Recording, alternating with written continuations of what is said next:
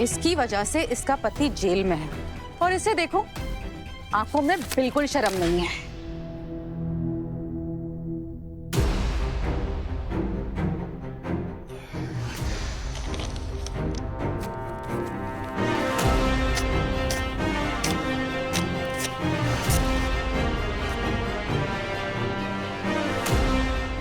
सूरज के लिए आपकी इतनी फिक्र देखकर अच्छा लगा खेड़ी आंटी, लेकिन आपको इतनी फिक्र करने की कोई जरूरत नहीं है।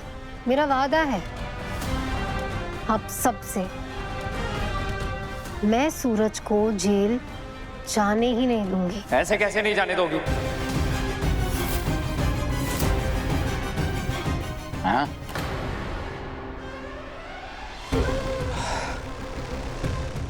मेरा मतलब है सूरज ऑलरेडी केस हार चुका है और उसके खिलाफ इतने सबूत है कि मीडिया से लेकर ऑपोजिशन सबके निशाने पे है वो।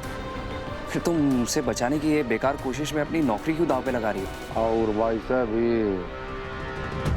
हफ्ता भर में जो है तुम्हारा मोक्सगढ़ से ट्रांसफर होने ही वाला है। हफ्ते भर में क्या उत्पन्न मचा लोगी रे? हम कह रहे हैं शांति से जाओ, जी लो अपना जिंदगी, वरना करो अपने मन की। पर एक बात याद रखना, कल का अखबार में ही छपेगा कि सूरज ठाकुर को हो गया जेल।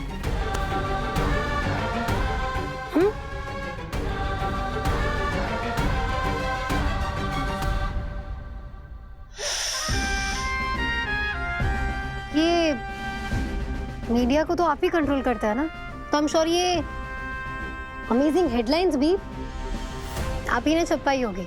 चलिए आज मैं आपको एक हेडलाइन सुनाती हूँ, भविष्य के एक न्यूज़पेपर की हेडलाइन।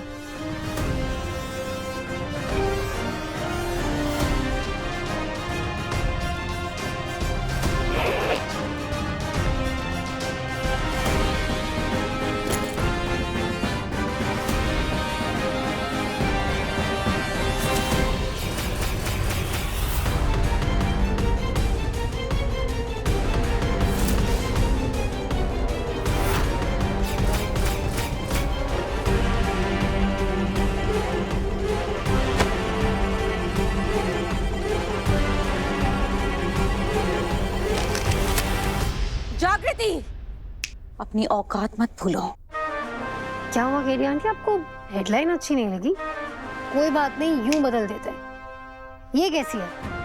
सलाखों के पीछे गया चित्ता बस्ती मोक्षगढ़ का शैतान। ये ज्यादा बेटर है एक्चुअली, है ना? आपके हिसाब से आप चित्ता हो गई किस्मत लिखते हैं,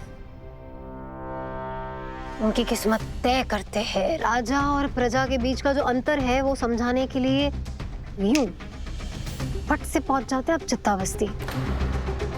अब मैं आपको दिखाऊंगी कालीकांत ठाकुर कि जब आपकी प्रजा को शिक्षा और कलम की ताकत मिलेगी ना, तो आप जैसे अत्याचारी राजा को हाशिए पे लाने में ज्यादा वक्त नहीं लगेगा प्रजा को।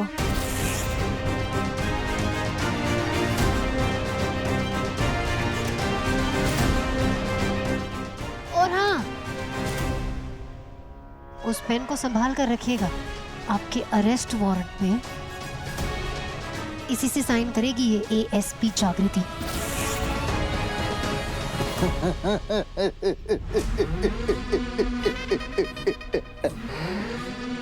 क्या है कि रात का रक्का बासी भा और औकात से बौली बाहर का बात साहित्य के लिए हमेशा हानिकारक होता है। चित्ता अभी तो केवल तुम इस बात का ध्यान रखो कि अपने पति को जो है जेल से बाहर कैसे निकालना है उसका बारे में सोचो।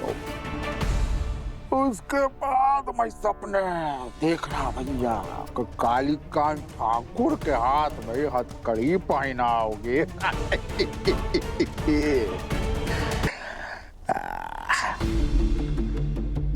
चलिए गंगा माँ।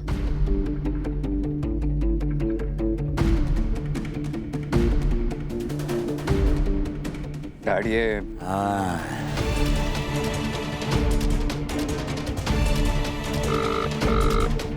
हेलो, हाँ सुनो पांडे, वो योजना बदल गई है। पहले हम सूरज का बाइल कराने वाले थे पर पता चला है हमें कि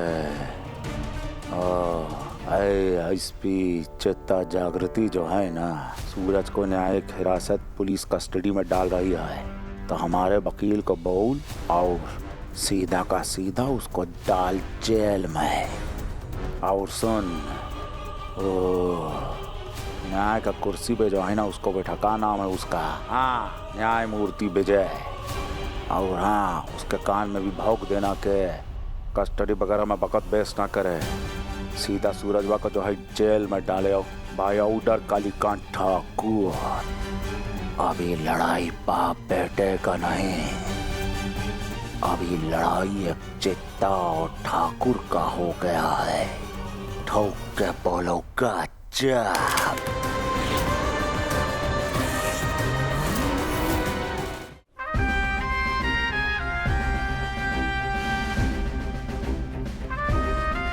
जग्गू, तो बात पूछे। पूछे ना गंगा माँ। ये कस्टडी और जेल जाने में क्या अंतर होता है? गंगा माँ, जब किसी आरोपी पर कोई छोटा मोटा इल्जाम लगता है ना, तो कोर्ट उसे बेल दे देती है, घर भेज देती है और हम पुलिस वाले उसके केस की जांच पड़ताल करते रहते हैं। लेकिन जब किसी आरोपी पर कोई गंभीर आरोप लगता है, जैसे कि स्मगलिंग, जो कि सूरज पर लगा है, तो ऐसे केस में ना पहली हियरिंग में बेल मिलना बहुत मुश्किल होता है। या तो कोर्ट उसे सीधा जेल भेज देती है या फिर हम पुलिस वाले उस आरोपी की कस्टडी मांगते हैं ताकि हम जांच पड़ताल कर सके, उसे इंटेरोगेट कर सके, उस केस के बारे में और सबूत जुटा पाए। बस अगर कोर्ट ने सूरज को जेल भेज दिया ना गंगा माँ, तो ये केस और पेचीदा हो जाएगा। इसलिए आज मैं कोर्ट में सूरज की कस्टडी की मांग करने वाली हूँ, पुलिस कस्टडी की मांग करने वाली हूँ। जग्गू, ये सब तो बहुत तामझाम है। तू बस ये बता, सूरज घर कब तक आएगा?